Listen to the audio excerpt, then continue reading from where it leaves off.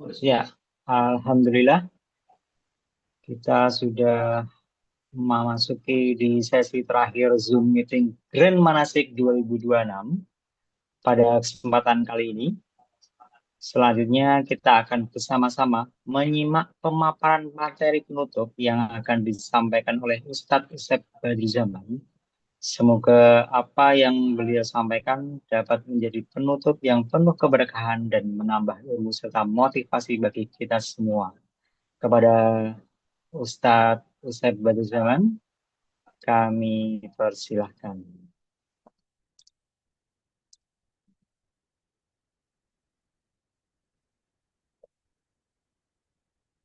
Bismillahirrahmanirrahim.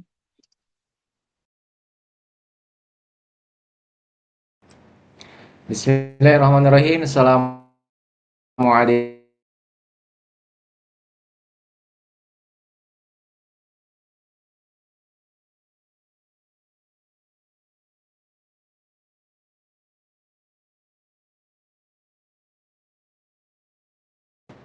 Bahasan kita hari ini insya Allah tadi kita sudah sampai ke sini ya Pak Ibu ya. Baik.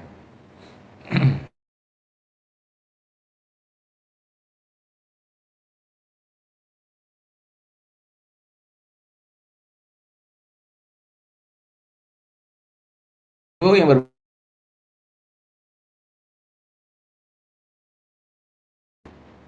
tadi sampai ikhram dan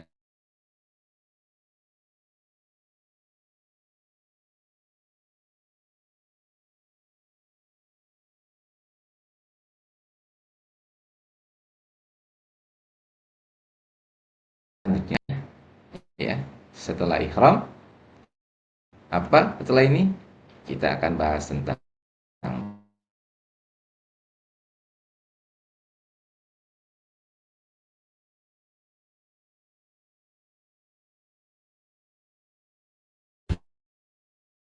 Bismillahirrahmanirrahim.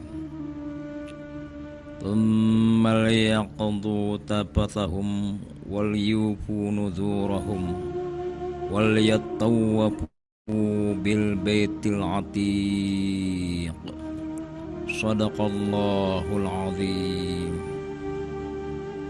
Aku berlindung kepada Allah dari godaan syaitan yang terkutuk. Dengan nama Allah yang Maha Pengasih lagi Maha Penyayang. Kemudian hendaklah mereka menghilangkan kotoran yang ada pada badan mereka.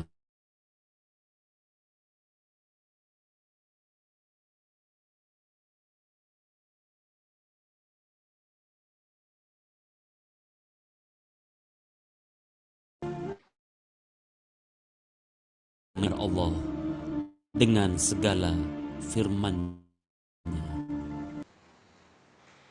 Bismillah Bapak Ibu berbahagia. Setelah tadi kita bahas tentang hakikat dari ikhram, bagaimana kita kembali kepada titik nol, maka insya Allah hari ini kita masuk kepada hakikat tawaf. Karena setelah kita melaksanakan ikhram, setelah miqat, setelah menjalankan semuanya, maka selanjutnya kita akan melaksanakan salah satu yang sangat penting, yaitu tawaf.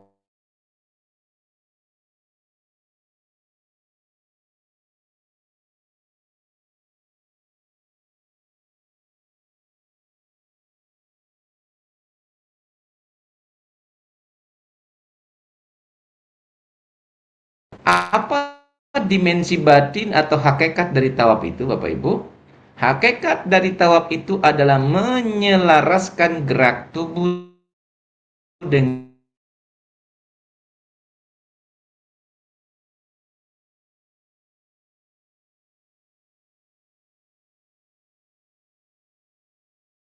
ingat tujuh hati. Perjalanan menuju diri sendiri. Maka saat kita melaksanakan tawaf, saat kain ikhram sudah kita pakai dan kita sudah masuk ke area Masjidil Haram, masuk ke area tawaf, lalu kita melaksanakan tawaf, maka kita hari ini akan membahas seperti apa sih sesungguhnya tawaf itu. Bapak Ibu, tawaf adalah perjalanan batin, orbit cinta, dan penyerahan total seorang hamba kepada Rabb-Nya. Bukan hanya sekedar gerakan fisik yang bergerak, tapi ini adalah perjalanan batin. Disinilah kita sudah mengetuk pintu rumahnya Allah. Ya. Secara dohir, perjalanannya perjalanan fisik. Kita memakai kain ihram. Kita sama-sama berorbit dalam orbit alam semesta, orbit cinta, bergerak seperti geraknya makrokosmos dan mikrokosmos, satu bahasa dengan bahasa alam semesta. Ketika tubuh berputar secara fisik mengelilingi Ka'bah, sejatinya hati sedang belajar satu realitas mutlak. Pusat kehidupan bukanlah diri sendiri, tapi pusat kehidupan kita adalah Allah. Maka kita berganti dari selalu fokus mementingkan diri sendiri, sekarang kita berubah menjadi fokusnya adalah bagaimana yang kita pentingkan dalam hidup kita adalah Allah. Bagaimana caranya agar kita sesuai dengan keinginan Allah? Bagaimana caranya agar kita mendapatkan ridha Allah Subhanahu wa ta'ala? Nah, Masya Allah Bapak Ibu, inilah salah satu makna dari orbit cinta atau tawaf. Ya. Bapak Ibu bahagia,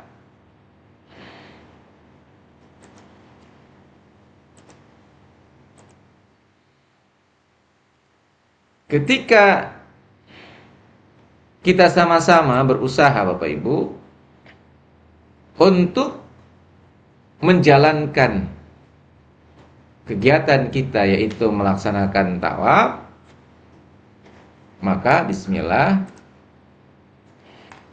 kita selaraskan diri kita dengan apa yang disampaikan di dalam Al-Quran, yaitu tadi kita sudah dengar bersama-sama Al-Bait Al-Atiq. Apa itu? Rumah tua. Kenapa disebut rumah tua?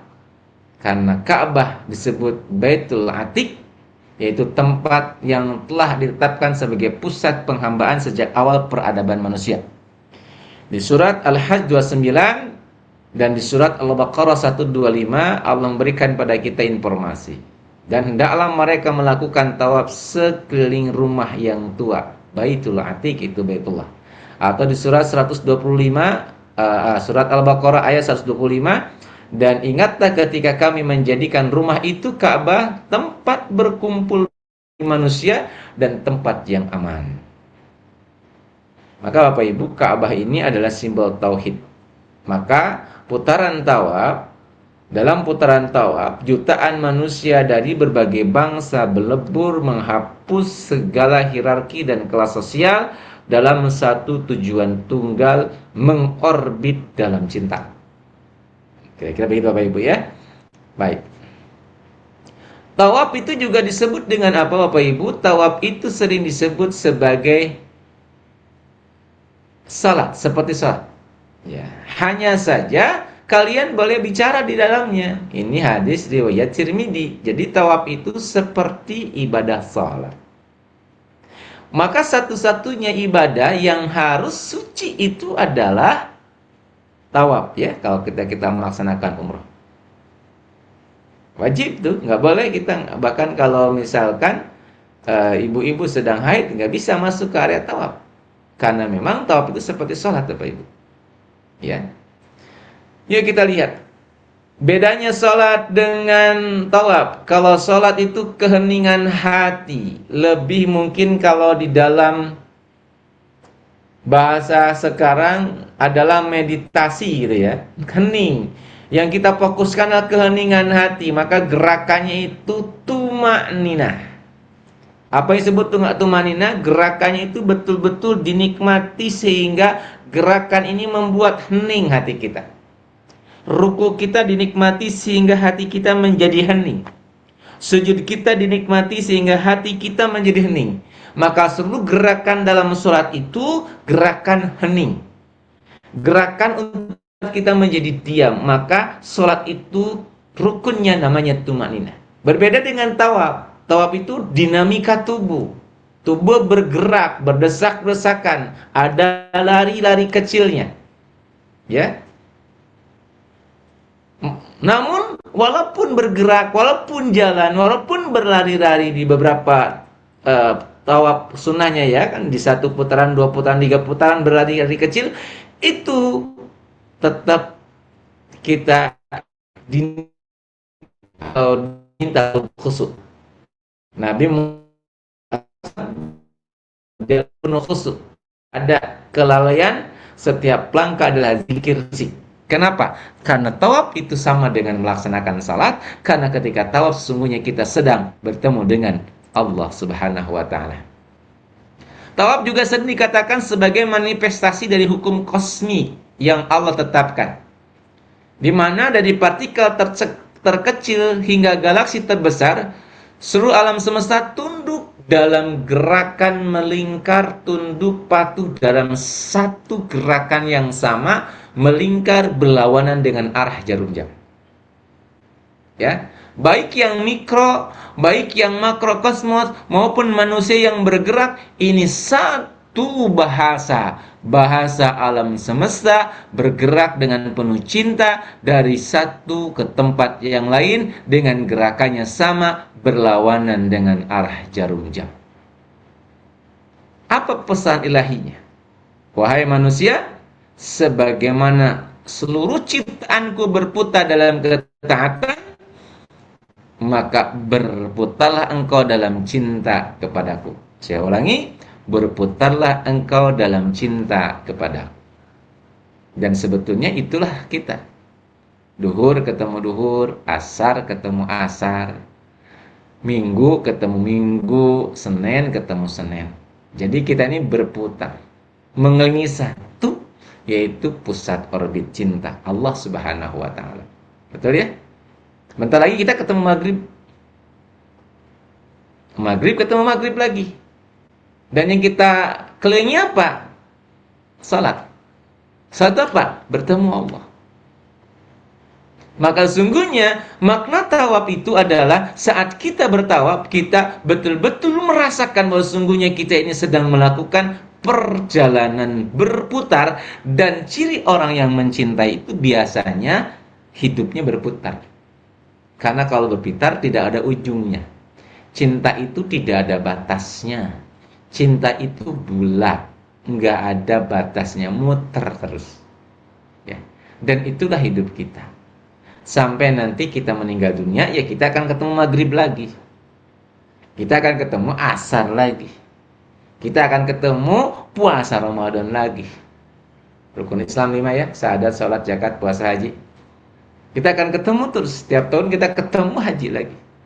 Itulah putaran alam semesta. Dan kita pun diminta untuk berorbit ke dalam orbit cinta. Dan Masya Allah, minimal kita 1 kali dalam setahun atau 1 kali dalam umur hidup kita untuk bisa berorbit dengan orbit alam semesta, mengelilingi Baitullah yang satu arah dengan Baitul Ma'mur, di mana di sana tempat tawafnya para malaikat.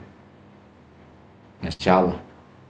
Sehingga memang begitu sangat dahsyat ya tawaf itu Bapak Ibu. Ini apa kira-kira hakikat atau simbol yang kuat dari tawaf itu? Ada 4 ya. 1, tawaf itu menandakan tauhid yang hidup, pengakuan berkesinambungan bahwa tidak ada pusat hidup selain Allah. Yang kedua, penghancuran ego, peleburan identitas duniawi ke dalam lautan manusia. Yang ketiga, perjalanan tanpa akhir. Angka 7 sebagai lambang kesempurnaan dan rotasi penghambaan yang abadi. Nggak ada terakhir. Jalan kita ini nggak ada akhirnya. Muter terus Bapak Ibu. Muter. Jangan bosan berbuat baik, karena kita akan berbuat baik-baik lagi. Hari ini kita bersedekah, besok bersedekah lagi. Hari ini kita memaafkan orang, besok kita memaafkan orang lagi. Hari ini kita disakiti dan bersabar, besok kita disakiti dan bersabar lagi. Itulah perjalanan tanpa akhir. Itulah tawaf. Tawaf itu adalah bagaimana kita selalu sadar bahwa kita ini terus melingkar dalam putaran alam semesta, putaran energi ilahiyah yang kita hanya tunduk dan patuh kepada Allah. Mungkin dalam bahasa kita begini, ketika realita datang, ya Allah, apa yang Engkau inginkan dari realita ini? Kemarin saya sampaikan apa yang pernah dirasakan, dialami oleh bude saya itu ya. Ketika beliau tidak jadi berangkat, lalu beliau konsultasi sebelum saya berangkat haji, beliau menyampaikan, Ustadz gimana? Lalu saya sampaikan, Bu, kira-kira apa yang diinginkan Allah saat hari ini Ibu tidak jadi berangkat? Beliau diam sebentar, nangis, terus beliau menyampaikan, Ustadz, sabar ya Ustadz ya. Betul Bu. Ridho ya Ustadz. Iya Bu. Tetap optimis ya Ustaz? Iya Bu. Ikhlas Ustaz? Iya. Betul Bude, kata saya gitu.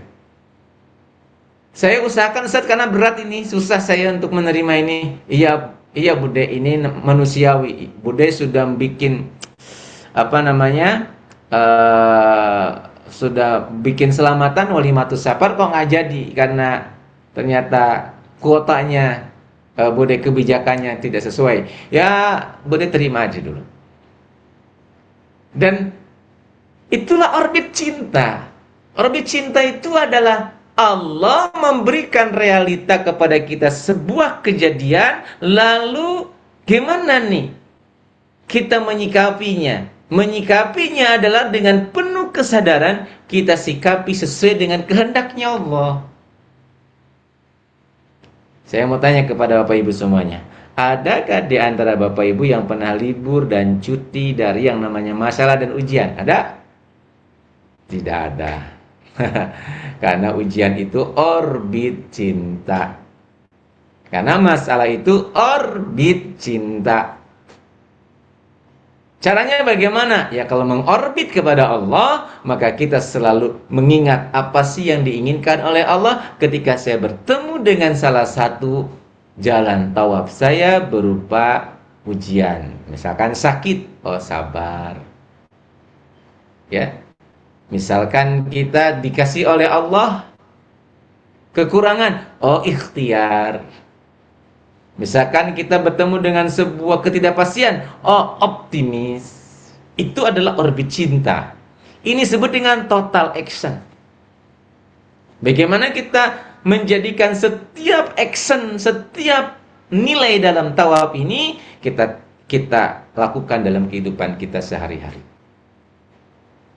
Yang keempat, tawaf itu adalah simbol kedekatan. Paradok antara jarak spiritual dan gesekan fisik. Nanti saya sampaikan Bapak Ibu salah satu hukum dari tawaf ya. Ini keren sekali. Ya, setelah ini Bapak Ibu, kita lihat dulu saat kita melaksanakan tawaf, kita tahapannya, pilarnya adalah menghancurkan ego.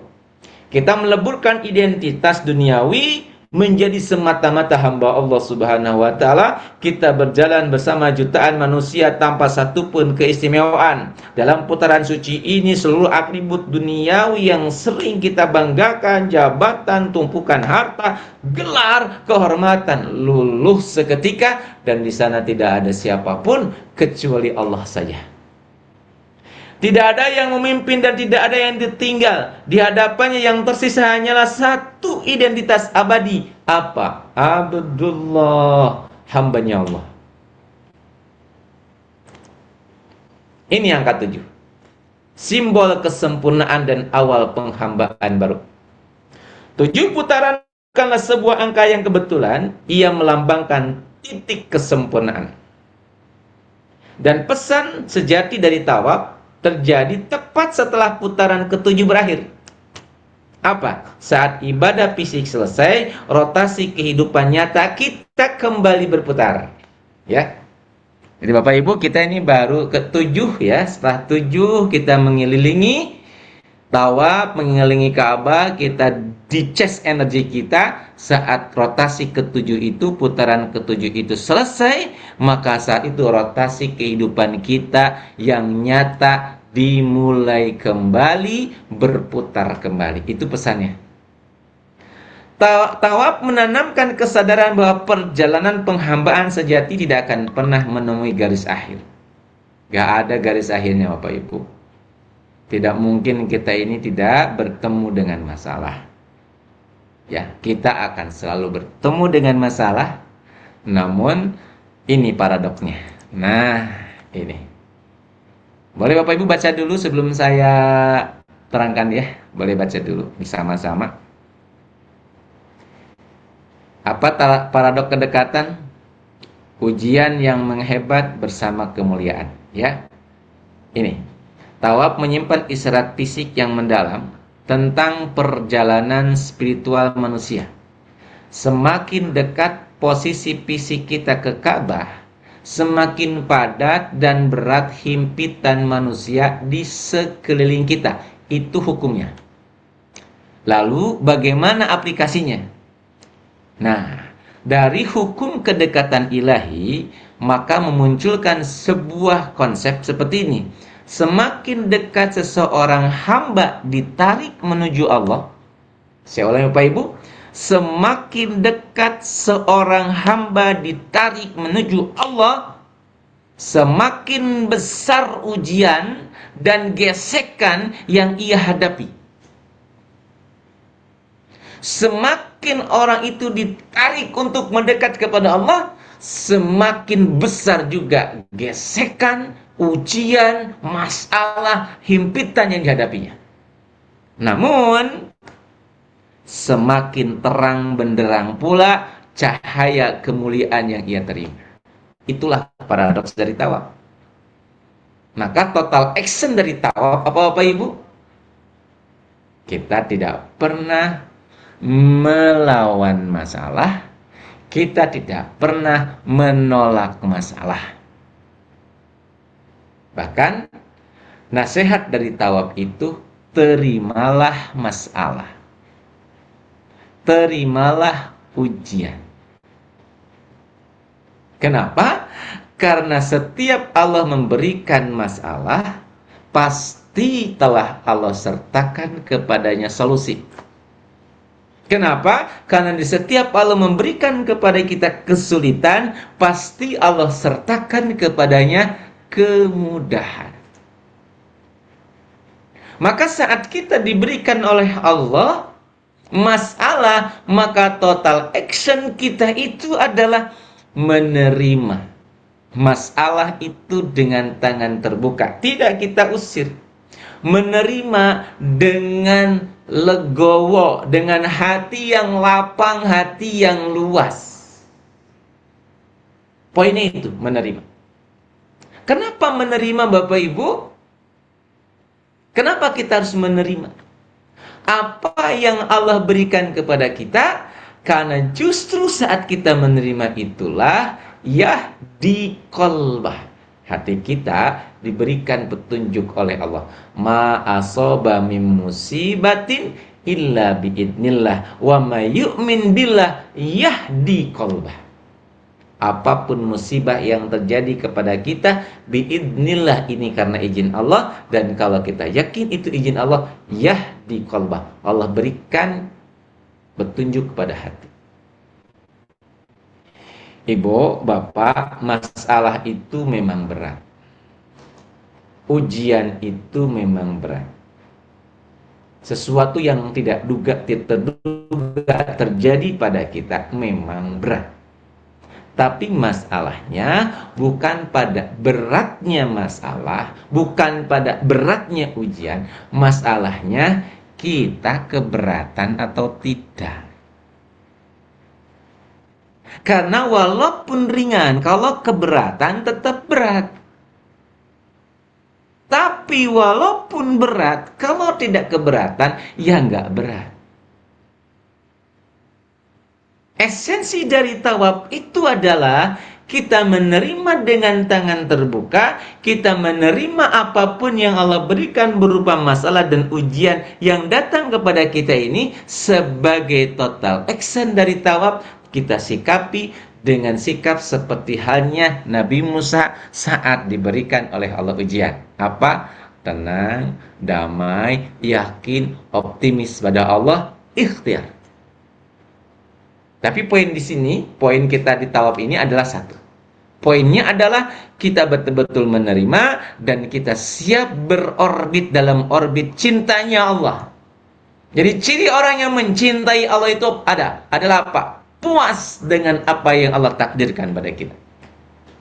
Kata puas itu sederhana tapi dampaknya besar Bapak Ibu.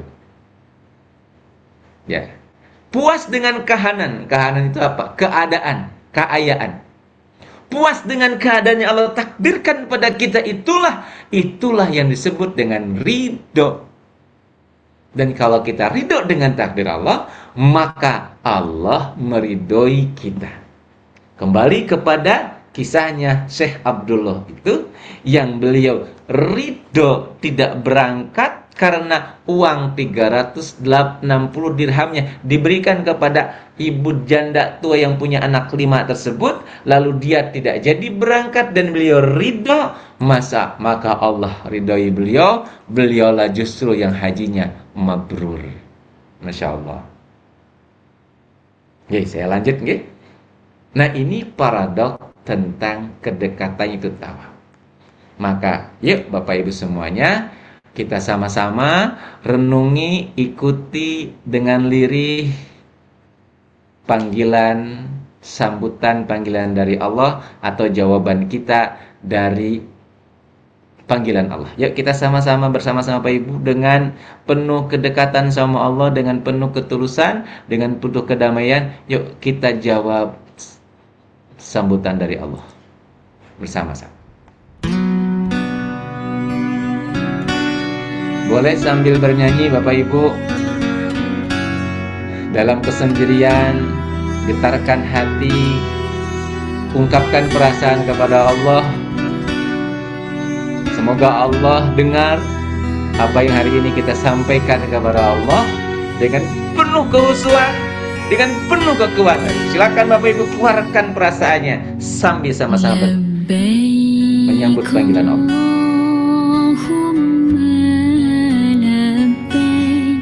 لبيك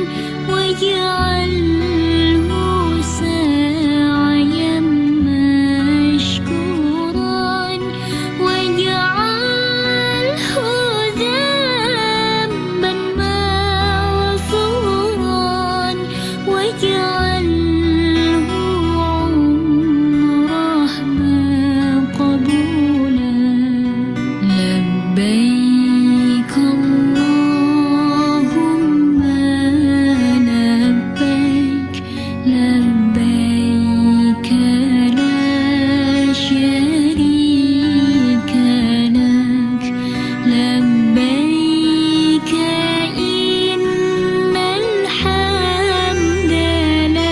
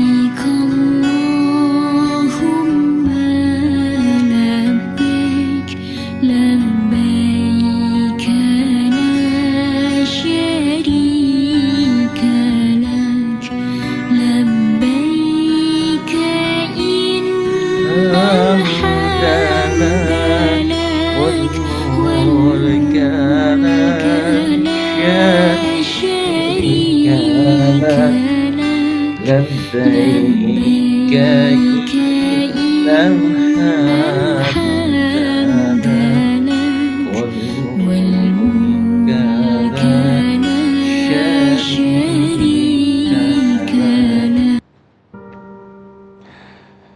Alhamdulillah Bapak Ibu, kita sudah menikmati, kita sudah merasakan, kita sudah menjiwai panggilan Allah.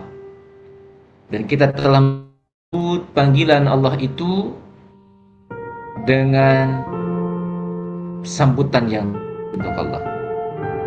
Semoga semua yang kita sampaikan kepada Allah dengan hati yang bergetar, jiwa yang tunduk kepada Allah, memudahkan kita untuk datang ke Baitullah insyaallah. Maka Bapak Ibu bayangkan diri kita berada di sana, langkah kita menyatu dengan jutaan langkah, lidah kita basah dengan zikir, air mata kita jatuh tanpa bisa ditahan, dan di tengah putaran itu sebuah kesadaran menghantam batin kita, lalu kita bertanya, selama aku mengelilingi dunia, mengejar pengakuan manusia, mengejar gemerlap pujian. Namun di sini aku belajar bahwa seharusnya aku hanya mengelilingimu, ya Allah.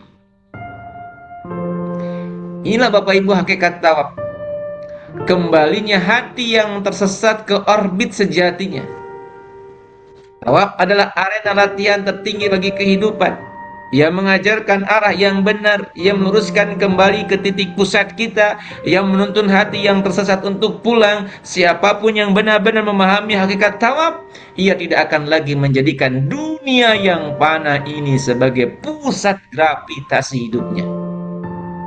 Karena ia telah menemukan orbit sejatinya, mengelilingi Allah dengan cinta, ketaatan, dan kerendahan hati. Maka di sini Bapak Ibu kesimpulannya, tawaf itu adalah saat kita siap menerima takdir Allah, ridho dengan semua takdir Allah, dan kita menyikapi takdir Allah dengan sikap terbaik sesuai dengan yang dikehendakinya, seperti halnya para nabi, para rasul, para orang-orang saleh. Ketika Allah berikan ujian kepadanya, dia bersikap dengan mengorbit kepada cinta. Karena Sang Maha Pencinta tidak mungkin mentakdirkan sesuatu kecuali agar yang dicintainya lebih baik. Dan kita tahu Allah sangat mencintai kita. Masya Allah. Nah, setelah kita memasrahkan semuanya pada tawaf ini, baik tawaf batin kita dalam kehidupan, baik maupun tawaf yang semuanya secara syariat di Mekah, maka selanjutnya setelah itu kita melakukan ibadah yang sangat luar biasa, yang mari kita sama-sama pahami. Inilah pilar selanjutnya dalam kita menjalankan ibadah haji. Perjalanan menuju hati setelah tawaf adalah sah.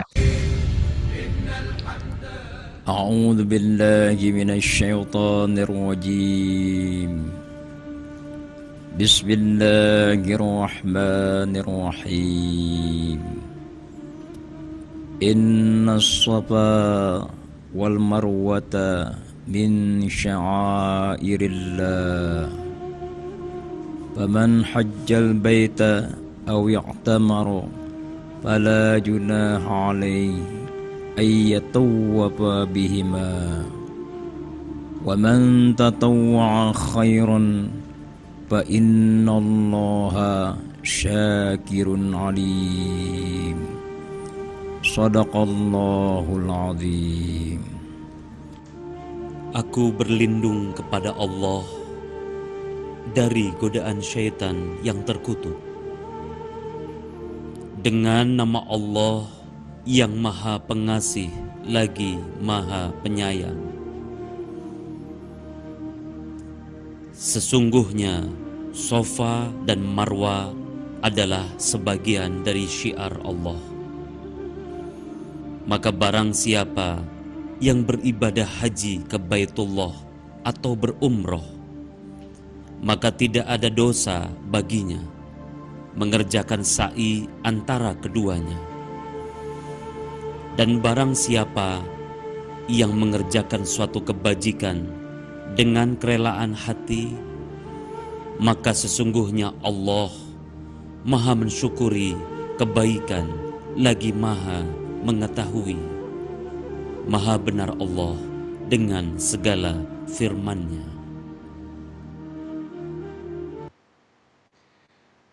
Baik Bapak Ibu berbahagia, pilar selanjutnya untuk berjalan menuju hati adalah sa'i.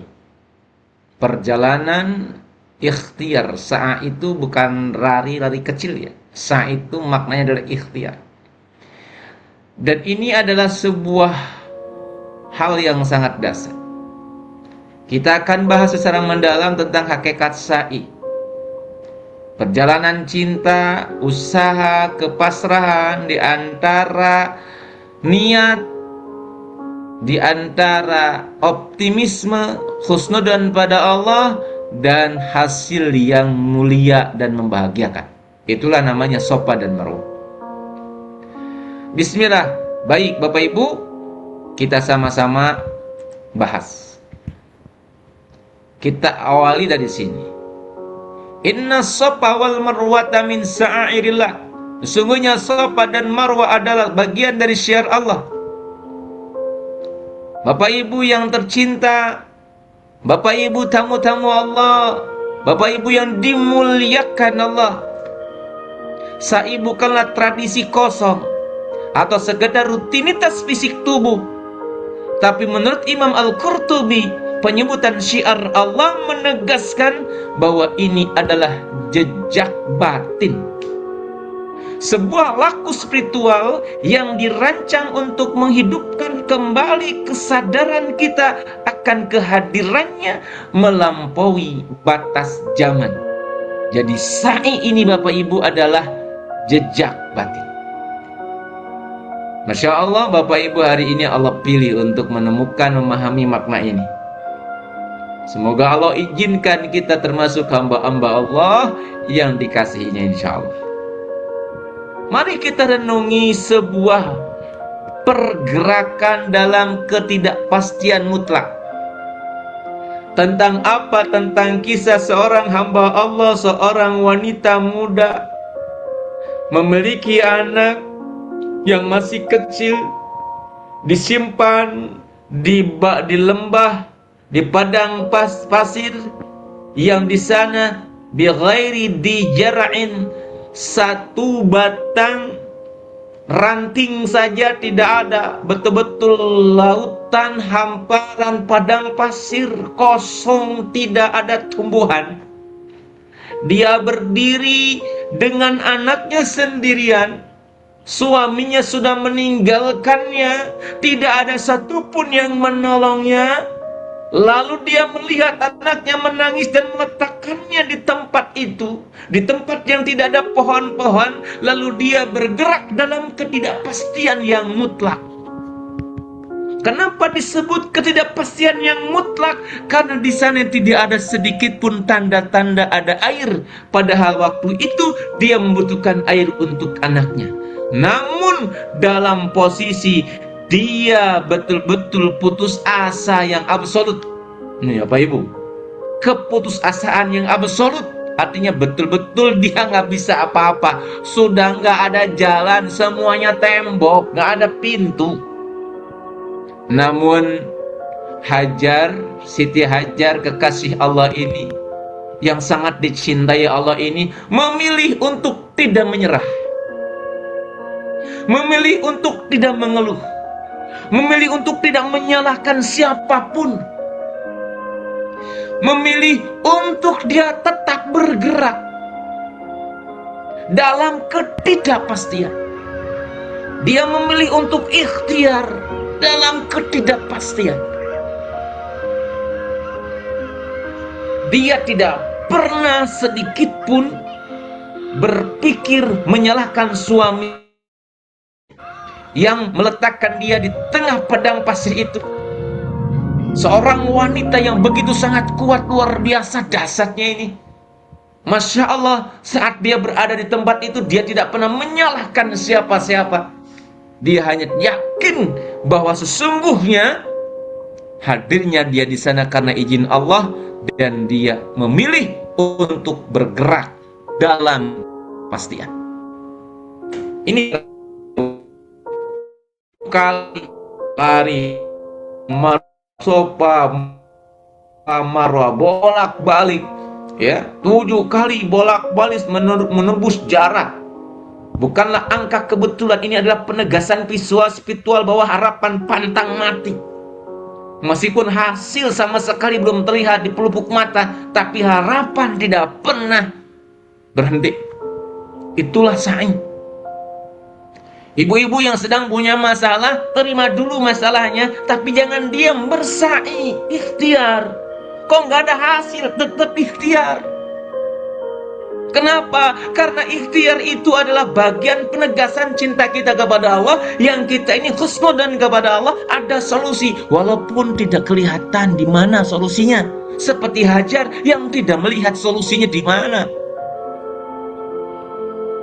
Maka sa'i adalah perjalanan hati yang terayun antara rasa takut dan harap. Itu adalah kata-kata dari Ibnu Qayyim al-Jauziyah. Masya Allah. Baik, kita lihat Bapak Ibu, sebuah paradoks spiritual yang agung. Paradoks itu apa ya? Apa Mas Harto paradoks itu? Gambaran ya. Gambaran yang bertentangan ya. Kita lihat. Ini adalah inti ajaran sa'i yang disampaikan oleh hadis riwayat Bukhari. Hajar yang berlari, Siti Hajar yang berlari, kekasih Allah yang berlari ini hingga kehabisan tenaga, ya, lari terus sampai kehabisan tenaga, namun air jam-jam memancar dari bawah kaki Ismail, bukan dari jejak mereka berlari. Beliau berlari. Kebenaran yang menampar nalar kita. Kita diwajibkan untuk terus bergerak dan berusaha, namun kepastian hasil adalah mutlak milik Allah. Dan sering sekali datang dari arah yang tidak kita lalui. Itulah sa'i. Bapak Ibu sedang punya masalah, jangan menyerah, ikhtiar, gerak. Kok nggak ada hasil? Nggak apa-apa. Fokus kita bukan hasil kok, tapi terus menancapkan harapan kepada Allah. Kalau kita belum seperti hidupnya, berarti belum sempurna hajinya, belum sempurna umrohnya. Hidup kok menyerah, hidup kok ngeluh, belum sudah ngeluh. Hidup itu semangat, optimis, gerak. Dan itu yang nyuruh siapa? Allah. Dan di mana? Dalam ibadah sa'i. Yuk kita lihat lagi. Nih, ini poin utamanya disampaikan oleh Imam Al-Ghazali. Mohon maaf Bapak Ibu, saya menyampaikan tidak mau atas diri saya, tapi semua yang saya sampaikan adalah menukil dari para imam yang sudah berkapasitas. Saya tidak mau memakai pendapat saya. Menurut Imam Al-Ghazali, hakikat tawakal bukanlah meninggalkan usaha, tapi memutus ketergantungan hati dari usaha tersebut. Jadi panjenengan berusahalah, tapi hasil serahkan pada Allah. Hajar berlari bukan karena ia tahu secara pasti di balik bukit tersebut ada air. Ia berlari karena iman memerintahkannya untuk berusaha. Jadi ciri orang beriman itu usaha, nggak nyerah. Hatinya terpaut pada pemilik air, bukan pada larinya. Oke? Mudah-mudahan ini bisa dipahami bersama Bapak Ibu, agar kita tergerak, Agar muslim ini betul-betul menjadi pribadi yang tidak diam, yang tidak ngeluh, yang tidak ngalahan. Tapi dia menjadi pribadi yang terus berikhtiar. Walaupun dia paham bahwa hasil bukan pada ikhtiarnya, tapi hasil di Allah. Ini terkadang begini Bapak Ibu ya, tentang penilaian manusia dengan penilaian Allah. Kalau kita manusia, fokusnya hasil akhir dan pencapaian. Hasil akhir dan pencapaian. Indikator suksesnya apa? Kecepatan dan efisiensi mencapai tujuan. Logikanya apa? Sebab akibat harus linear dan langsung. Namun kalau kita lihat pelajaran sa'i, fokus utamanya bukan hasil, proses dan pergerakan. Allah letakkan barokah dalam pergerakan. Al-harokah huwal barokah. Dalam pergerakan ada keberkahan. Indikator suksesnya apa? Dalamnya keikhlasan dan ketulusannya. Logikanya apa? Pasrah total, tawakal, di mana hasil tak terbatas nalar.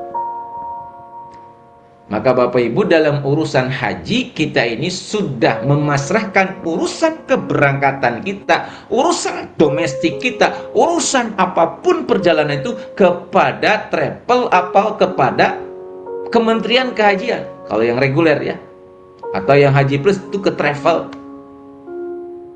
Maka urusan-urusan itu kita pasrahkan aja ke mereka sudah. Tugas kita adalah ikhtiar batin, tawakal ilallah. Maka yang dipasrahi kalau ada masalah juga tidak diam, dia terus berusaha sekuat tenaga sampai batas yang tidak bisa ditetapkan. Biarlah Allah yang memutuskan. Nah, kalau dua-duanya oke, insya Allah Allah tolong kita. Allah tidak menilai seberapa cepat air ditemukan, tetapi seberapa sungguh-sungguh hajar berlari. Allah tidak melihat solusi itu ditemukan dari masalah kita, tapi Allah melihat kesungguhan kita dalam usaha. Itulah hakikat sa'i Bapak Ibu.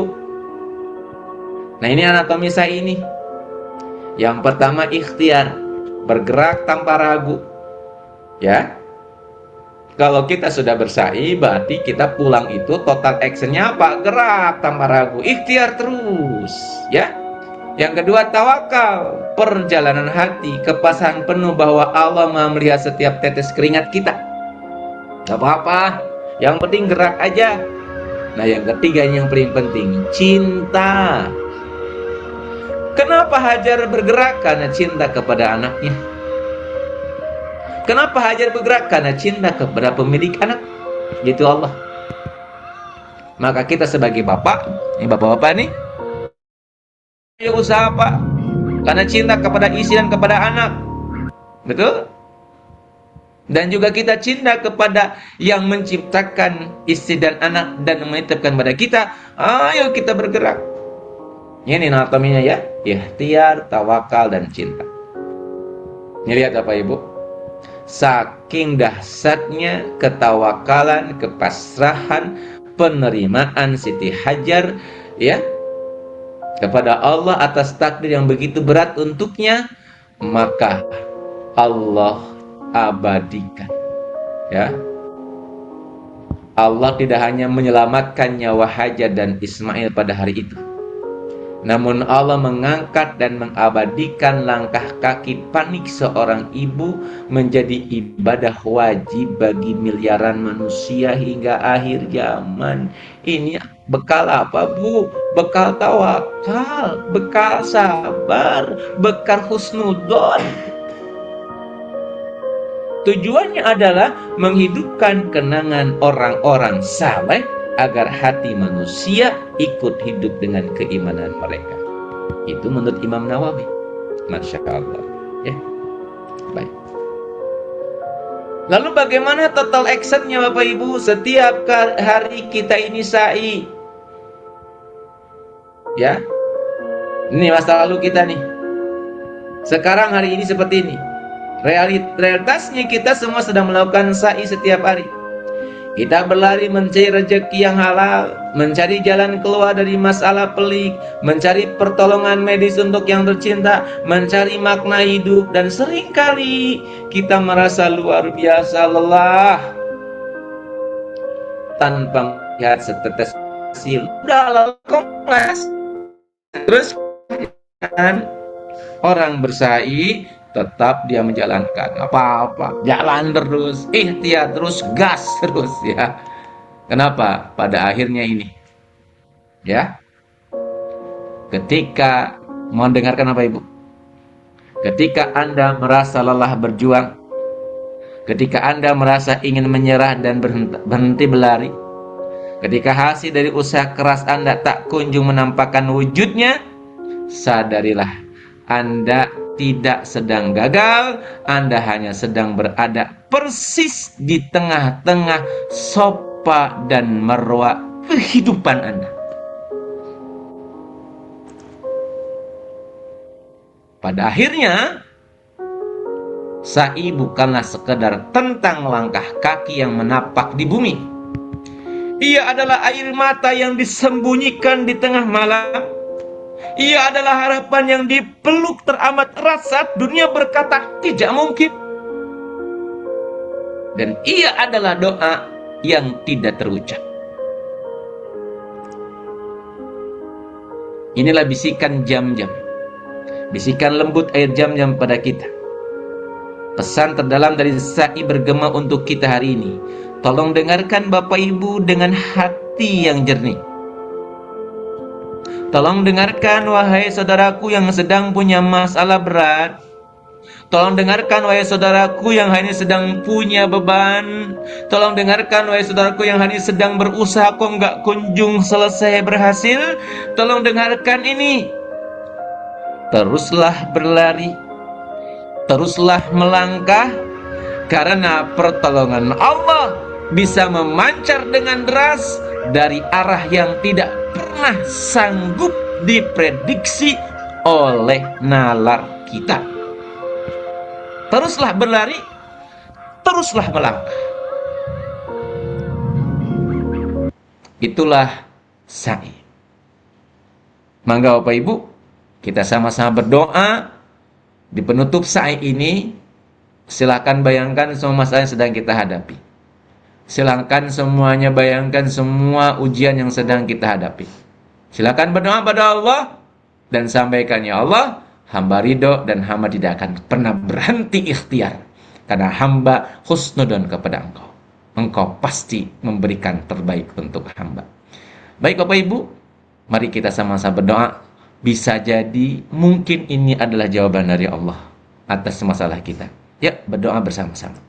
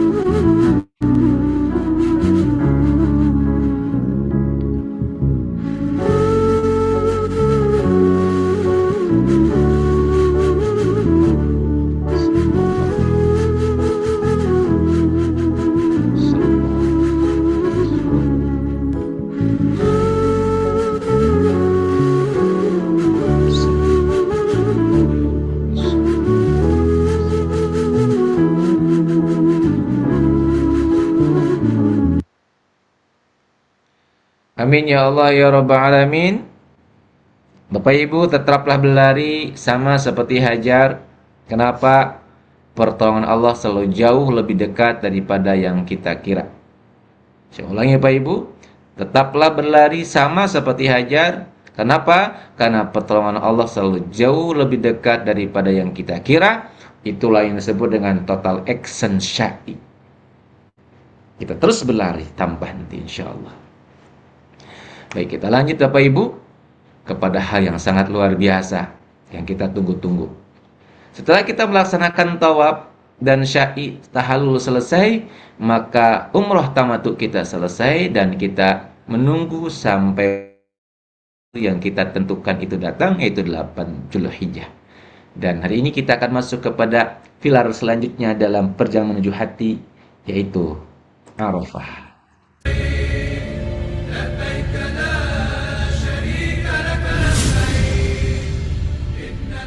Bismillahirrahmanirrahim. Qala Rasulullah sallallahu alaihi wasallam, Al-hajju Arafah, faman adraka Arafah faqad adrakal hajj. Rasulullah Shallallahu Alaihi Wasallam bersabda, haji adalah wukuf di Arafah. Barang siapa yang wukuf di Arafah, maka dia dihukumi haji yang sah. Dan orang yang tidak wukuf di Arafah, maka hajinya tidak sah. Hadis riwayat Tirmidzi. Baik Bapak Ibu bahagia, sekarang kita bahas yang paling menarik, yaitu hakikat dari Arafah. Apa itu Arafah? Arafah itu adalah puncak haji, puncak penghambaan. Sebuah perjalanan melintasi padang panah menuju lautan rahmat. Karena Arafah ini puncak haji Bapak Ibu, maka mari kita detailkan, kita pahami. Kalau misalkan ada yang kelewat, insya Allah ada rekamannya Bapak Ibu ya. Nanti bisa diulang-ulang sampai kita betul-betul paham apa yang disebut dengan hakikat haji. Baik, atau hakikat dari Arafah. Kita mulai, bismillah. Jadi Arafah adalah detik paling menentukan dalam hidup seorang hamba. Di sanalah langit seakan terbuka dan rahmat diturunkan tanpa batas. Jika seluruh rangkaian haji adalah sebuah perjalanan, maka Arafah adalah puncaknya. Hadis riwayat Tirmidzi katakan al-hajjul Arafah. Jadi Arafah itu puncak Bapak Ibu ya. Ini. Ada dua pilar Bapak Ibu tentang keutamaan hari Arafah. Yang pertama tentunya dari Al-Quran ya. Yang kedua dari hadis Rasulullah. Di dalam Al-Quran di surat Al-Baqarah 198, Allah menyampaikan yang artinya apabila kamu telah bertolak dari Arafah, maka berzikirlah kepada Allah di Masy'aril Haram. Ayat ini menegaskan Arafah sebagai tempat zikir, doa, dan penyerahan diri secara utuh. Dalam hadis Rasul mengatakan, tidak ada hari di mana Allah lebih banyak membebaskan hamba dari neraka selain hari Arafah. Ini sahih hadisnya, hadis riwayat Muslim. Maka dari miliaran hari dalam sejarah manusia, inilah satu-satunya hari pembebasan terbesar, Yaumul Arafah. Nah, ini ada 5 tangga transformasi jiwa di padang Arafah. Harapannya Bapak Ibu, inilah yang kita lakukan di Arafah. 1, kita merasakan bahwa kita ada di padang mahsyar mini. Apa maksud padang mahsyar mini ini? Maksudnya kita menyadari bahwa kita ini seperti pada ihram tadi, kita sedang berada dalam kondisi mati ya, atau kita dalam kondisi sedang ada di padang mahsyar. Ya, dikumpulkan oleh Allah. Maka Saat di padang mahsyar ketika yaumul hisab, saat mulut sudah tidak bisa bicara, maka saat itu pengakuan kita sudah tanpa topeng. Pengakuan radikal Bapak Ibu. Saat di Arafah itu kita betul-betul ngaku kita ini memang banyak dosa. Kita ini memang pernah marah sama Allah. Kita ini memang jauh dari Allah. Maka pengakuan tanpa topeng itulah yang dilakukan saat kita di Arafah. Setelah kita mengakui dan bertobat, bercucuran air mata kita menangis, dan air mata kita ini menetes dan menjadi saksi di padang Arafah, maka turunlah lautan rahmat tak terbatas dari Allah. Kenapa saat itu Allah turun ke langit bumi? Kalau Lailatul Qadar turunnya adalah malaikat, tapi Arafah yang turun Allah. Maka saat lautan rahmat itu datang kepada kita, maka Allah membanggakan diri kita, disampaikan itu yang sedang kusut kumul, ya. Lelah itu dia sedang berlelah kepadaku, maka Allah memberikan kepadanya ampunan, mengabulkan semua doanya, dan puncaknya kekalahan terbesar setan. Seperti yang tadi kita bahas di awal, bahwa tujuan kita berhaji itu tazkiyatun nafs, menghilangkan semua racun yang diletakkan oleh setan. Nah, di Yaumul Arafah itu kekalahan terbesar setan, Bapak Ibu. Ya. Nah, ini gambarannya seperti ini. Tahapan pertama, berdiri di padang mahsyar itu maksudnya bagaimana? Menurut Ibnu Qayyim al-Jauziyah, wukuf di Arafah adalah perumpamaan berdirinya manusia di hadapan Allah pada hari kiamat. Maka siapa yang tidak tersentuh hatinya di Arafah, sebagaimana ia akan berdiri di hadapan Allah kelak. Bagaimana ia akan berdiri di hadapan Allah kelak? Kalau dia di Arafah aja nggak tersentuh, bagaimana dia bisa berdiri di hadapan Allah? Nah, apa yang dilakukan ketika kita di Arafah? Meruntuhkan segala kebanggaan duniawi, Bapak Ibu. Di Arafah tidak ada yang disembunyikan, dan tidak ada yang bisa diandalkan selain rahmat Allah. Seorang hamba berdiri dengan tumpukan dosa dan hati yang lemah. Berdoa di sini bukan dengan menyusun kata-kata indah, melainkan dengan kejujuran jiwa yang sepenuhnya telanjang di hadapan Pencipta. Runtuh semua jabatan, runtuh semua kekayaan, runtuh kehormatan dunia, dan kita masuk kepada kejujuran yang telanjang. Apa maksudnya Bapak Ibu? Betul-betul jujur kita pada Allah. Itulah Arafah Bapak Ibu ya. Masya Allah. Yang kedua, setelah kita ini mengalami yang sebut padang mahsyar ini, masuklah lautan rahmat tak terbatas. Langit seakan lebih dekat Bapak Ibu. Doa seakan lebih didengar, dan ampunan seakan jauh lebih mudah diraih. Menurut Imam An-Nawawi, inilah waktu paling utama di mana doa memiliki keutamaan yang luar biasa. Dikatakan, khairud doa yaumul Arafah. Sebaik-baik doa adalah doa pada hari Arafah. Maka banyakin doa Bapak Ibu. Arafah itu mulainya kapan? Kemarin Ustaz Ali pasti sudah menyampaikan. Mulai ketika kita sudah tergelincir matahari, artinya kita sudah melaksanakan sholat duhur, mendengarkan khutbah Arafah. Nah, saat itulah kita melakukan Arafah. Ya, itulah waktunya. Dari siang sampai terbenam matahari. Nah, baik. Apa Arafah itu, Bapak Ibu? Arafah itu adalah momen Sang Pencipta membanggakan hambanya. Dalam hadis tentang kebanggaan Allah di hadapan para malaikat, Allah menyampaikan, lihatlah hamba-hambaku, mereka datang kepadaku dalam keadaan kusut dan berdebu. Muhammad Ibnu Katsir, momen ini menunjukkan betapa Allah mencintai hamba yang datang dengan kerendahan hati. Allah tidak mencari mereka yang paling rapi atau paling kaya, melainkan mereka yang paling tulus dan hancur di hadapannya. Udah nggak ada di sana Bapak Ibu mementingkan penampilan.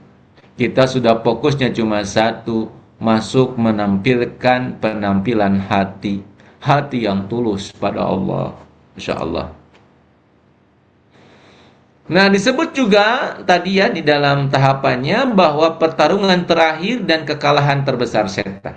Kenapa? Wah, di Yaumul Arafah itu dosa diampuni, rahmat diturunkan, manusia kembali pada Allah. Dikatakan oleh para ulama, hari yang paling dibenci oleh setan adalah Arafah.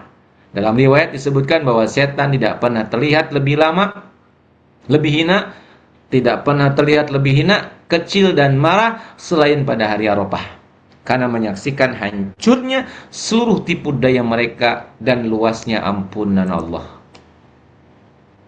Apa sih makna dari Arafah itu, Bapak Ibu? Arafah bukan sekadar nama tempat, ia adalah kata kerja bagi jiwa. Dari kata Arafah, maknanya mengetahui, sebuah titik balik kehidupan. Jadi mengenal diri, menyadari tumpukan dosa dan kelemahan diri tadi, jujur yang telanjang itu, Pak. Ya, Bapak Ibu ya. Setelah kita mengenal diri, kita akan mengenal Allah. Lalu setelah mengenal Allah ada transformasi jiwa, berubah Bapak Ibu kita menjadi pribadi yang halus, yang baik insya Allah. Itulah sebetulnya Arafah. Man arafa nafsahu faqad arafa rabbahu. Barang siapa mengenal dirinya, maka dia akan mengenal Tuhannya. Baik. Nanti Bapak Ibu saat kita di Arafah, tanyakan ini. Apakah engkau benar-benar hadir? Atau hanya sekedar hadir fisik saja? Tempat dan waktu yang tepat, sekadar mengangkat tangan ke udara, meragukan ampunan Allah di tengah lautan rahmatnya? Atau saat kita Arafah, hadir hati, berdiri dengan tulus, perasaan hancur dan tulus, mengangkat seluruh harapan dan keputusasaan, sadar sepenuhnya akan lautan ampunan Allah yang tak bertepi. Yuk kita baca bersama-sama Pak Ibu. Ya Allah, aku datang dengan semua dosaku. Jika engkau tidak mengampuniku hari ini, kepada siapa lagi aku berharap? Sufyan Ats-Tsauri menyampaikan dalam salah satu kitabnya bahwa orang yang paling merugi di Arafah adalah yang mengira Allah tidak akan mengampuninya. Kesombongan terburuk di hari pembebasan ini bukanlah membanggakan amal, melainkan meragukan luasnya rahmat Allah. Saya ulangi Bapak Ibu ya. Bapak Ibu yang nanti akan ke Arafah, saya ulangi sekali lagi. Kesombongan terburuk di hari pembebasan ini bukanlah membanggakan amal, melainkan meragukan luasnya rahmat Allah. Insyaallah. Ya. Dan pada akhirnya Arafah bukan sekadar tentang berdiri di satu tempat atau berada di waktu tertentu. Apakah engkau benar-benar kembali kepada Allah atau hanya sekadar hadir secara fisik? Pada akhirnya Arafah adalah tentang kesadaran hati. Satu hari di Arafah bisa berlalu tanpa makna atau mengubah seluruh sisa hidupmu. Jadi Arafah penentuan Bapak Ibu. Pulang haji berubah hidup kita. Kenapa? Arafahnya benar. Haji yang mabrur dimulai dari hati yang benar-benar terbuka. Kapan itu? Ya dia Yaumul Arafah itu Bapak Ibu. Baik Bapak Ibu, bagaimana caranya? Kita sedikit praktek Bapak Ibu ya, walaupun ini tidak online. Mudah-mudahan Bapak Ibu bisa mengikuti ya prakteknya ya. Saya singkat saja karena ini sesungguhnya untuk offline ya. Tapi nggak apa-apa. Yuk kita sama-sama dengarkan saja. Kita nikmati ini. Kita akan masuk kepada kondisi kita mengenal diri kita sendiri ya. Baik, bismillah.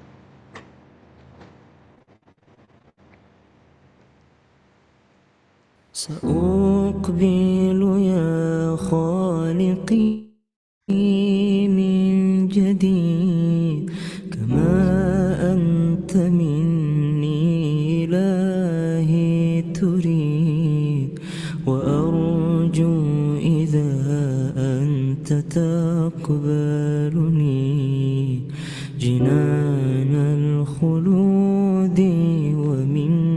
المزيد. عصيتك ربي فأمهلتني وتسترني رغم أني عنيد، لأنك ربي غفور ودود رحيم بكل الورى والعبيد.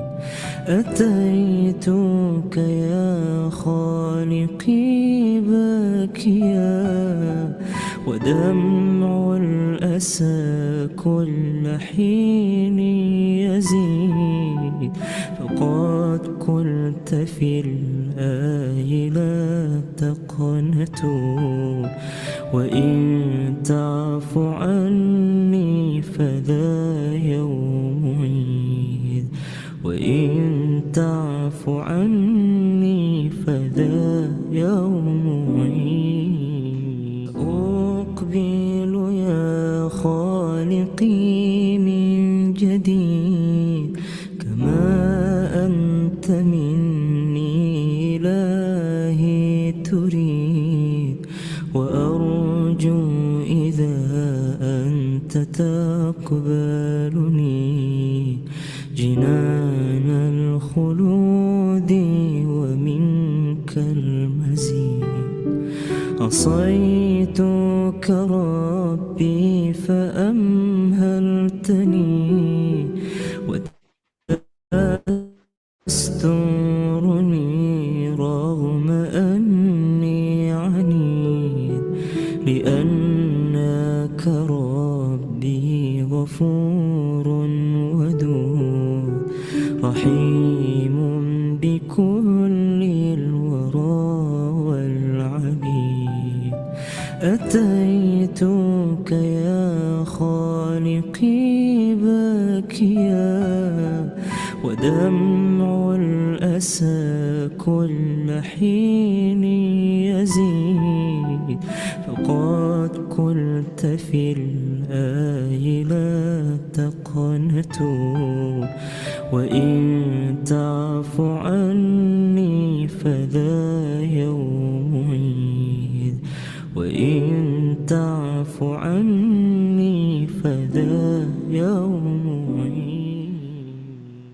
Baik, Bapak Ibu berbahagia, ini adalah salah satu syair sebagai gambaran pengakuan yang jujur, pengakuan yang radikal di hadapan Allah saat kita menghadap di Yaumul Arafah. Semoga kita semuanya diizinkan Allah untuk datang ke Arafah dan kita pulang dalam kondisi bersih insya Allah. Bapak Ibu, ada beberapa tapi ini mohon maaf tidak bisa saya sampaikan karena ini memang untuk offline ya Bapak Ibu ya. Kita langsung saja ke masuk setelah Arafah Bapak Ibu adalah ini ya. Baik, kita sama-sama dalam.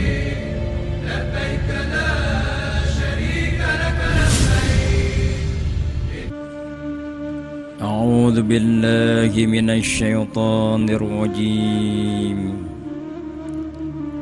بسم الله الرحمن الرحيم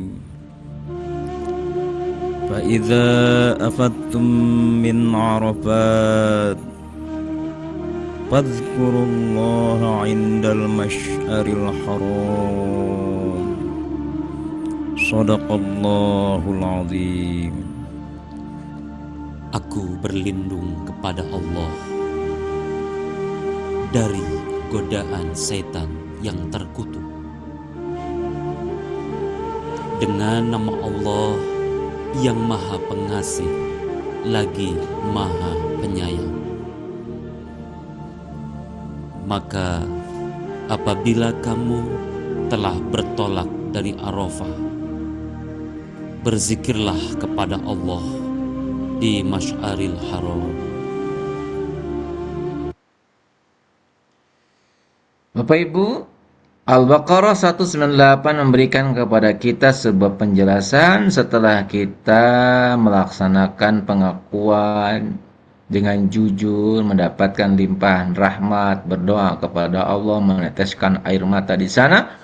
Maka setelah itu berzikirlah kepada Allah di Masy'aril Haram.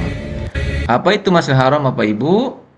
Masy'aril Haram itu adalah Muzdalifah, samudra keheningan.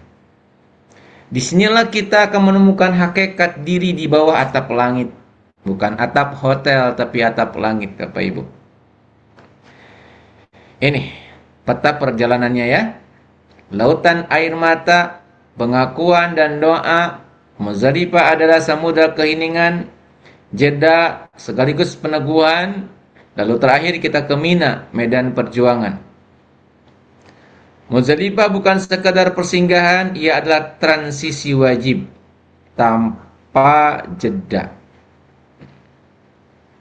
Perpindahan dari tangis pengakuan menuju aksi perlawanan menjadi tidak sempurna kalau nggak ada jeda. Jadi kita ini nanti mau ada perlawanan Bapak Ibu. Ceritanya begitu alurnya ya. Nah, jedanya itu di Muzdalifah. Ngapain di sana Bapak Ibu? Nah, bermalam di Muzdalifah pada malam 10 Zulhijjah setelah wukuf di Arafah itu salah lahir. Ya, Masy'aril Haram itu para ulama sudah sepakat itu adalah Muzdalifah. Ya. Secara batin perjalanan ruang jiwa dari pengakuan menuju penguatan. Di Arafah kita menangis, di Muzdalifah kita meneguhkan. Yuk kita baca yang akhir Bapak Ibu. Di malam tanpa atap ini, apakah hati benar-benar kembali kepada Allah? Atau sekedar menjalankan rangkaian ritual? Jangan sampai kita hanya menjalankan ritual yang kita rasakan cuma penat dan capek. Jangan sampai. Tapi mari kita nikmati perjalanan batinnya. Di sanalah peneguhan itu. Ini. Maka apabila kamu telah bertolak dari Arafah, berzikirlah kepada Allah di Masy'aril Haram. Masy'aril Haram secara aklamasi tafsirkan oleh para ulama sebagai Muzdalifah. Zikir yang bagaimana? Zikir yang mengakar. Ayat ini mengisyaratkan bahwa setelah puncak doa di Arafah, zikir harus mengakar lebih dalam. Muzdalifah adalah tempat menghidupkan ingatan kepada Allah dalam keheningan total. Hening apanya Ustaz? Rame.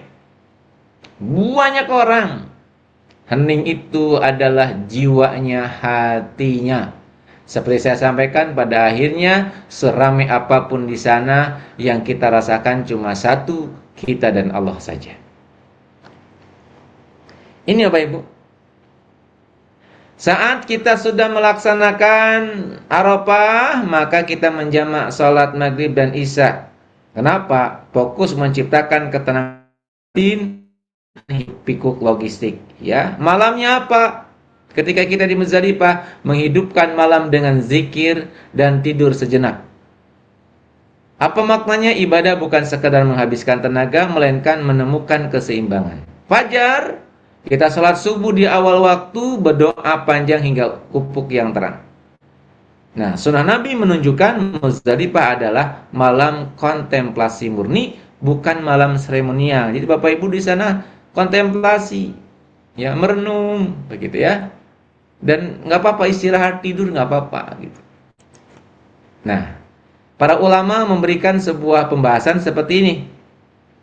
Kalau menurut Ibnu Taimiyah, Muzdalifah itu adalah dimensi terdalam, malam di mana hati dikosongkan dari urusan dunia dan dipenuhi semata-mata dengan zikir.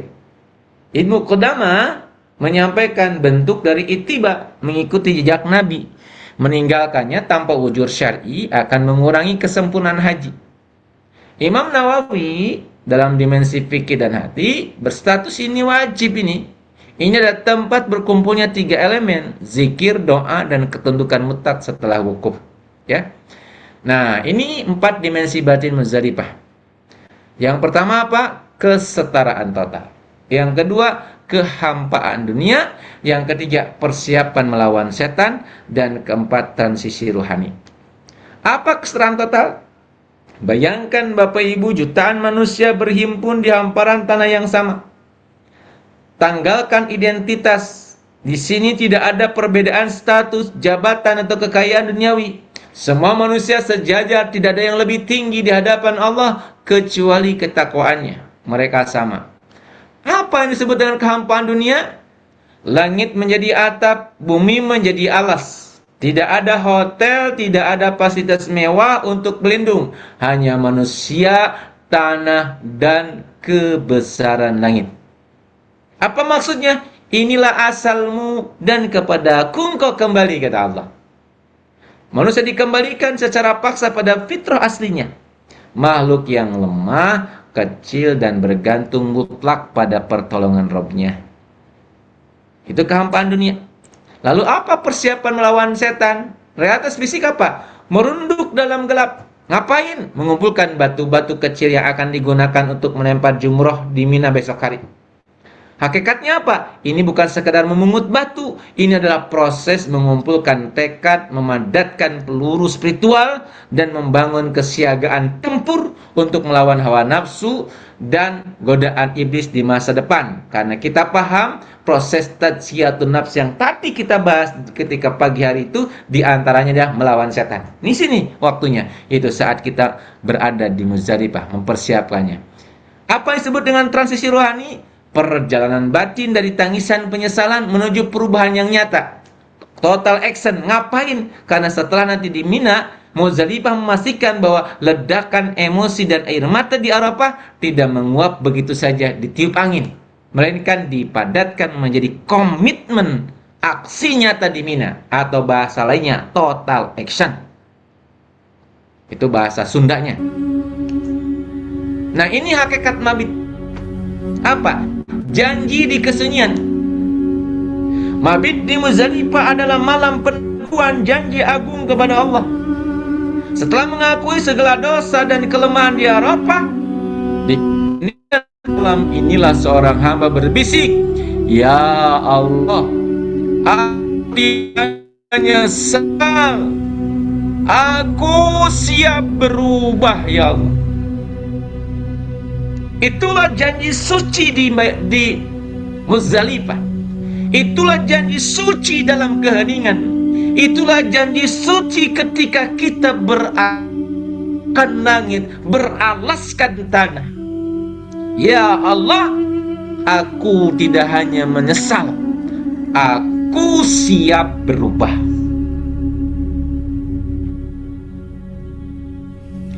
Jika Arafah adalah lautan air mata Bapak Ibu, maka Muzdalifah adalah samudra keheningan. Di padang pasir itu, tidak semua doa terucap dengan kata-kata. Sebagian besar hanya bergetar dalam dada yang pasrah. Dan Allah Maha mendengar setiap getaran itu, Bapak Ibu. Masya Allah, itulah Muzdalifah. Dan mari kita sempurnakan Bapak Ibu dengan melanjutkan ke puncak perjuangan kita. A'udzu billahi minasy syaithanir rajim. Bismillahirrahmanirrahim. Tsumma qasat qulubukum min ba'di dzalik fa hiya kal hijarah aw ashaddu qaswah. Wa inna minal hijarati lama yatafajjaru minhul anhar wa inna minha lama yashaqqaqu fayakhruju minhul ma' wa inna minha lama yahbitu min khasyatillah wa ma Allahu bighafilin amma ta'malun. Sadaqallahul azim. Aku berlindung kepada Allah dari godaan syaitan yang terkutuk. Dengan nama Allah yang Maha Pengasih lagi Maha Penyayang. Kemudian setelah itu hatimu menjadi keras sehingga seperti batu, bahkan lebih keras.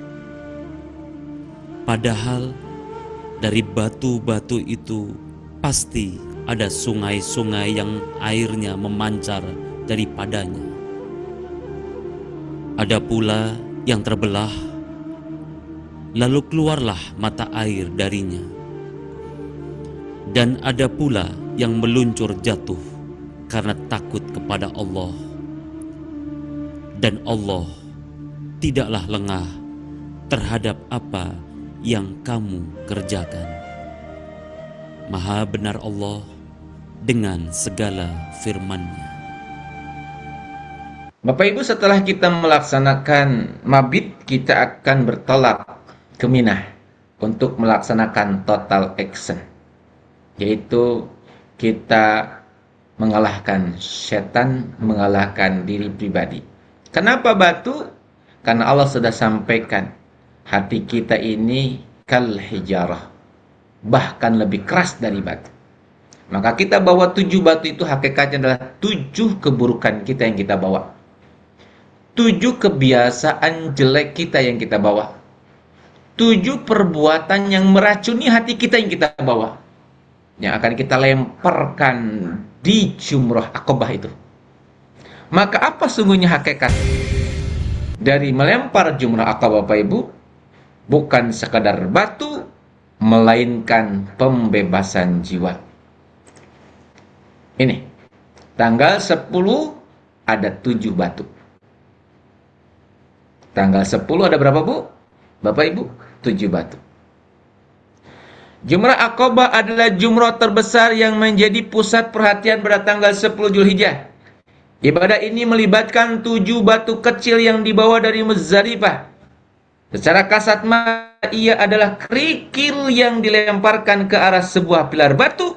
Namun secara hakikat, ia bukanlah objek, melainkan sebuah gerbang menuju pertarungan spiritual. Apa yang kita lakukan?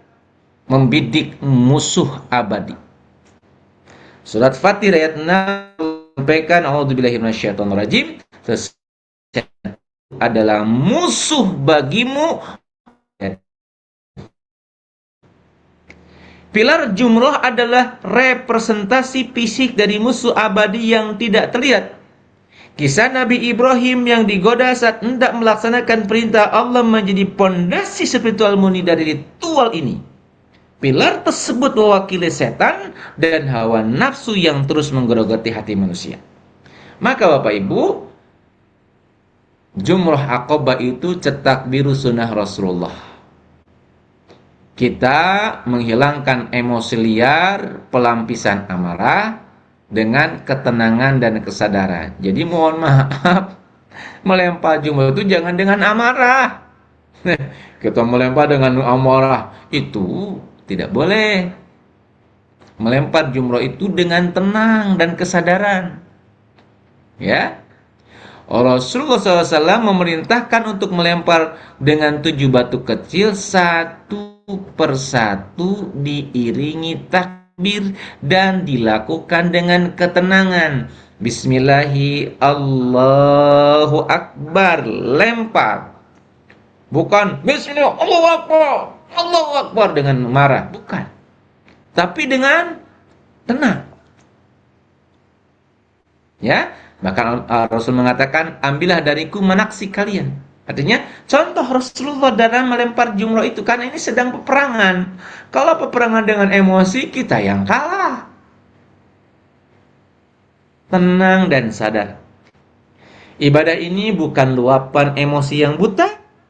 Setiap lemparan adalah ibadah yang sadar, terarah, dan penuh perhitungan.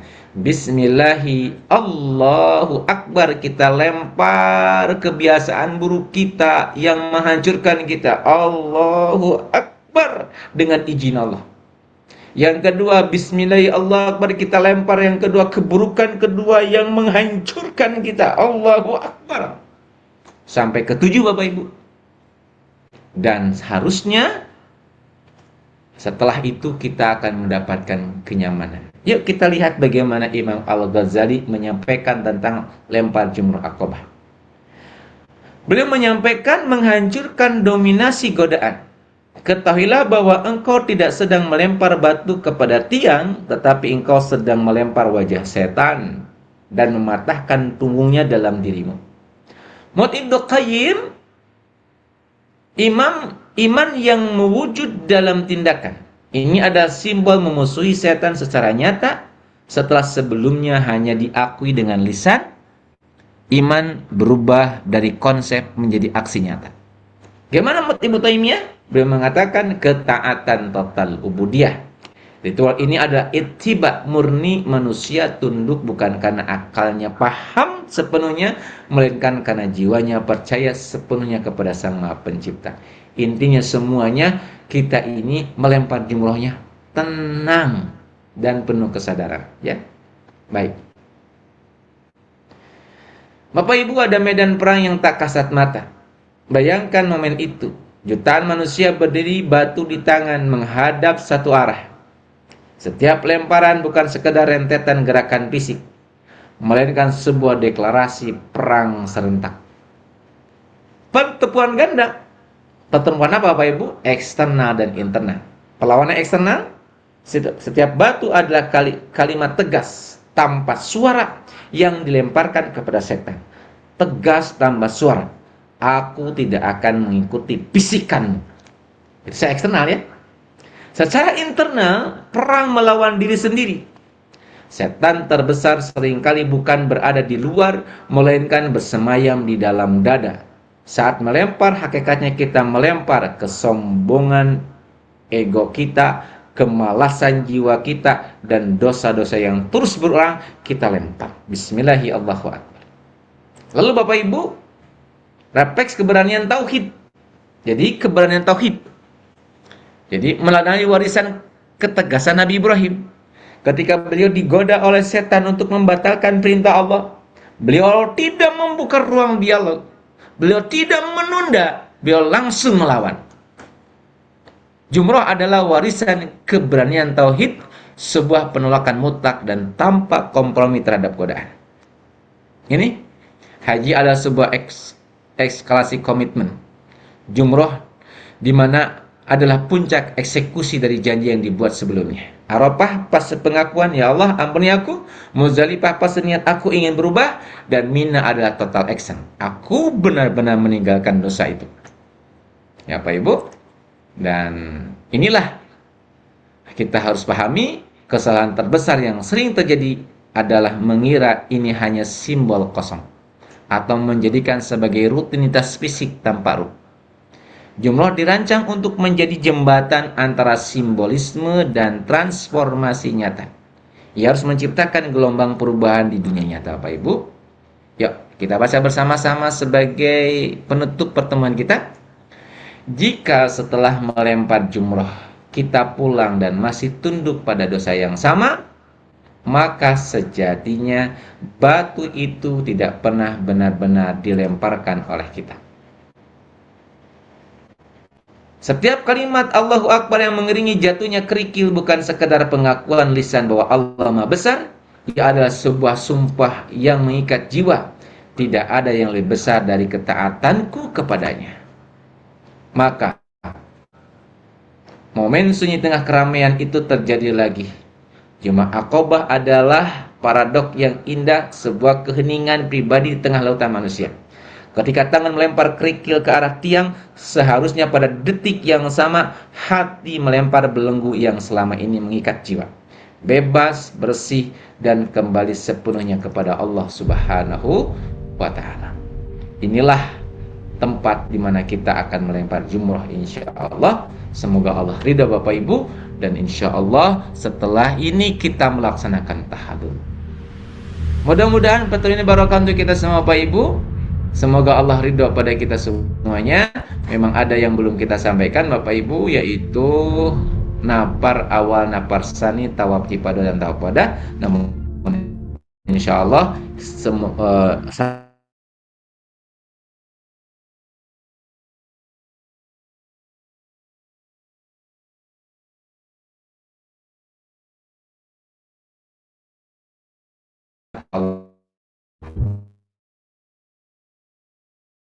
kita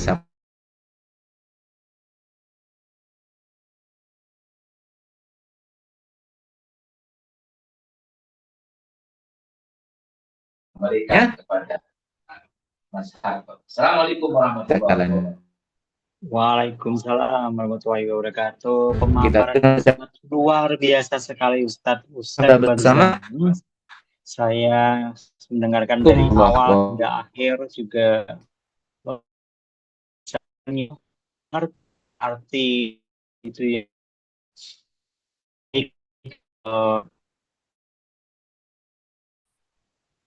Kasih sudah baik Bapak Ibu yang dirahmati Allah.